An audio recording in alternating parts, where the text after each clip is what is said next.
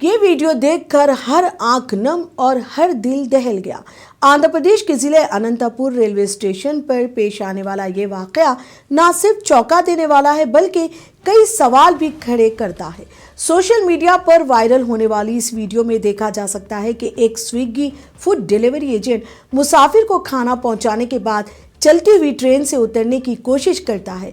अचानक तवाज़ुन बिगड़ता है और वो प्लेटफॉर्म पर गिर जाता है। खुशकिस्मती से वो किसी बड़े हादसे का शिकार होने से बच गया, लेकिन चंद लम्हों के लिए मौत बिल्कुल करीब नजर आई।